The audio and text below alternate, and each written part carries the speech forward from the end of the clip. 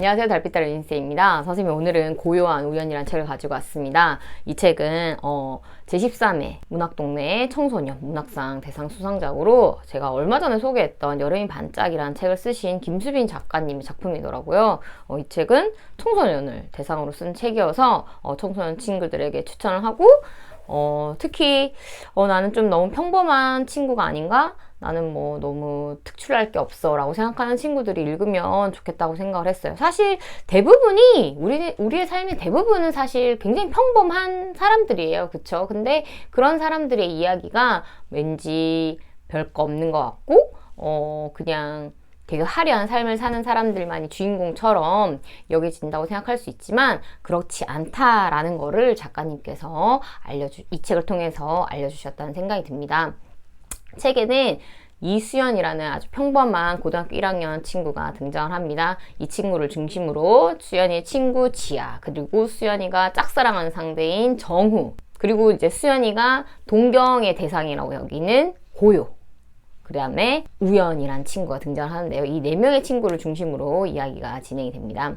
수연이는 스스로 굉장히 평범하다고 생각하는 친구여서 반에서 예쁘고 공부 잘하는 고요를 동경합니다. 그리고 고요는 중학교 때부터도 좀 유명한 친구였는데요. 고요는 사실 친구들을 만들지 않는, 그러니까 스스로 벽을 치고 살아가고 있는 인물입니다. 어떻게 보면 굉장히 신비로운 인물로 등장을 하는데요. 사실 책에서도 고요에 대해서 어떤 이야기가 막 자세하게 그려지진 않아요. 그래서 선생님 이제 좀 더 궁금증이 일었는데, 수연이에게 이 고요라는 인물이 조금 특별하게 다가왔던 것 같아요.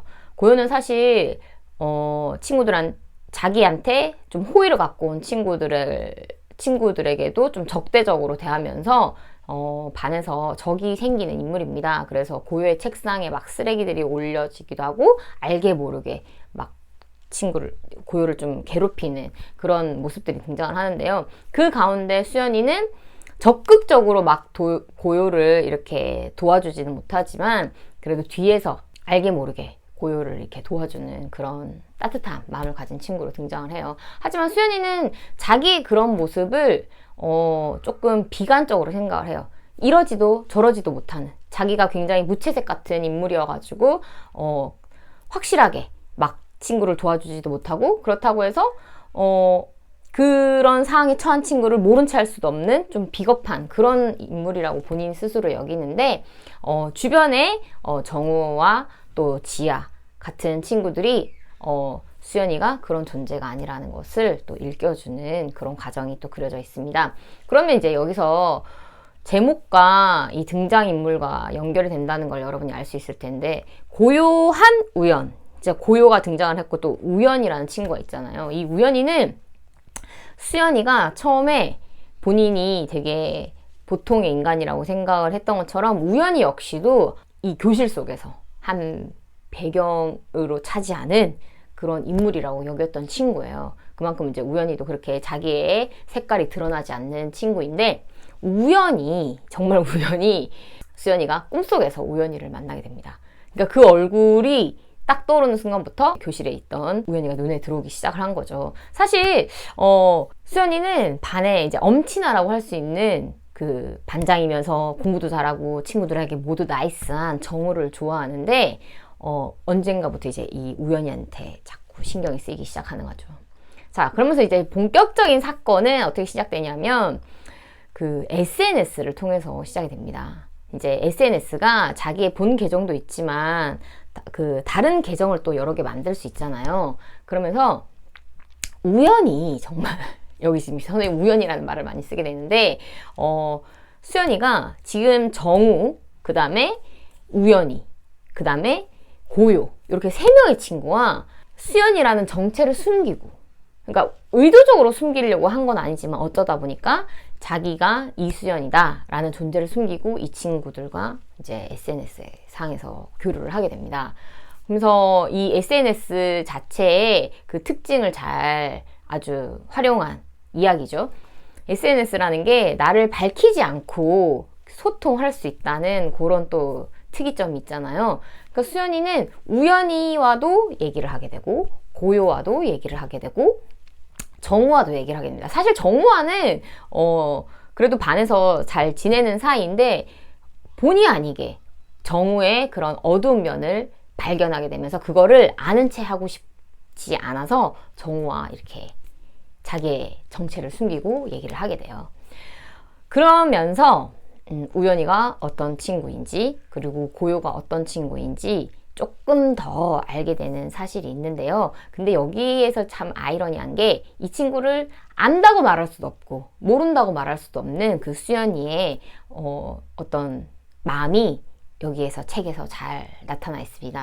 이런 부분이 이 책의 좀 핵심 포인트가 아닌가라는 생각이 들었는데요. 사람은 누구나 다양한 모습을 가지고 있어요. 그래서 내가 보는 것만이 전부가 아니고 그 사람이 어떤 사람인지를 알기 위해서는 좀 더 다양한 각도에서 또 이렇게 서로 다양한 면을 바라보는 것이 필요한데 우리는 어떻게 보면 그 사람의 보여지는 모습으로만 그 사람을 판단하고 얘는 이런 아이겠지 섣부른 판단을 내리는 경우가 있는데 실제로 이렇게 사람들과 교류를 해보면 또 그게 전부가 아니라는 것들을 여러분도 알게 될 거예요. 특히나 선생님은 그런 면에 있어서 이런 책들이 정말 많은 도움이 된다고 생각을 합니다.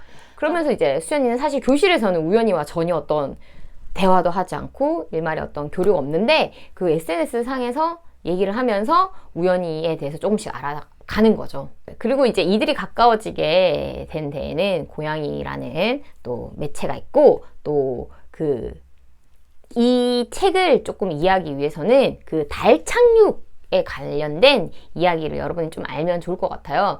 닐 암스트롱이라는 사람이 최초로 그 달에 발자국을 남긴 사람으로 우리가 다 기억하고 있잖아요. 그리고 이제 닐 암스트롱이 처음 발을 내디딘 그 장소가 달의 바다인 고요의 바다라고 합니다. 자, 그러면 이 책은 이제 눈에 띄는 인물 고요와 정말 눈에 띄지 않는 인물 우연이가 이제 대비점으로 등장한다고 할 수 있는데요. 우연이는 어떤 인물이냐면 그 달의 반대쪽만을 볼 수밖에 없었던 마이클 콜린스라는 사람의 입장이에요. 어떻게 보면 선생님도 마이클 콜린스라는 인물을 이 책을 통해서 처음 알게 됐는데 달에 이제 3명의 인물이 갔는데 이제 그 중에 한 명이 이제 닐 암스트롱이죠. 이제 동료들이 발을 이제 내디딜 동안 그 우주선에 누군가는 타고 있어야 될 거 아니에요. 다시 이제 이 사람들이 왔을 때 태워서 가야 되니까. 그 역할을 맡은 사람이 마이클 콜린스라는 사람이래요. 그 사람은 실제로 달에 이제 달까지 갔지만 발을 이제 딛지는 못했던 거죠. 그 사람이 쓴 책이 Fly to the Moon이라는 책이 있었습니다. 선생님은 이제 그 책을 꼭 읽어봐야겠다고 생각을 했는데 선생님이 이제 봤을 때 이제 우연히가 마이클 콜린스 같은 인물이라면 고요가 닐 암스트롱 같은 인물인 거죠. 책에 숨겨져 있는 이런 요소들을 찾아보는 것도 선생님 상당한 큰 재미라고 생각을 하는데요. 자연스럽게 저는 또 그런 생각을 했죠. 나는 어떠한 인물이었을까? 이런 생각을 하게 되는데 선생님도 아마 수연이와 같은 인물에 가까웠을 거예요. 근데 당시에는 막 그렇게까지 생각을 했던 것 같진 않은데 뭐 나는 너무 무채색의 인간이야. 우연히는 사실 본인을 그렇게 생각해요. 너무 지겹고 내가 너무 보통의 인간이어서 특별한 게 없는 친구인 것 같아서 조금 힘들어하는 그런 친구로 나오는데 수연이도 마찬가지로 그런 고민을 하거든요. 하지만 실제로 그런 친구들이 아니에요. 예, 어떻게 보면 우연히는 우연히 나름대로의 그림을 좋아하고 또 길거리에 있는 고양이를 잘 따뜻하게 또 돌봐주는 그런 면이 있는 친구이고 수연이는 수연이 나름대로 다른 친구의 어떤 마음을 잘 보듬어주고 정말 아무런 어떤 마음에 어떤 해악이 없이 사람들을 대하는 그런 진짜 따뜻한 마음을 가진 친구인 건데 스스로들은 그런 거를 잘 깨닫지 못하죠. 그러면서 이제 주변의 인물들을 통해서 우연히는 또 수연이를 통해서 또 수연이는 뭐 정우나 지아 같은 친구를 통해서 그런 것들을 깨닫게 되는데요. 그런 과정이 이 책에 잘 그려진 것들이 선생님 참 이렇게 뭉클한 이런 감동으로 다가왔어요. 이게 사실 굉장히 막 이렇게 긴장감이 고조되고 막 하이라이트가 있고 막 그런 분위기는 아니어가지고 무슨 재미가 있어? 이렇게 생각할 수도 있겠지만 그런 어떤 잔잔한 여운과 감동이 이제 마지막에 확 몰려오면서 되게 재밌게 읽었는데요. 그런 것들을 여러분들도 책을 읽으면서 한번 알아보면 좋겠다라는 생각이 들었습니다. 책이 어렵으면서도 어렵지 않게 쓰였다고 생각을 하고요. 여러분들이 이런 책들을 읽으면서 마음의 위로를 받았으면 좋겠다는 생각이 들었어요. 윤쌤 책책책 오늘은 여기까지 하겠습니다.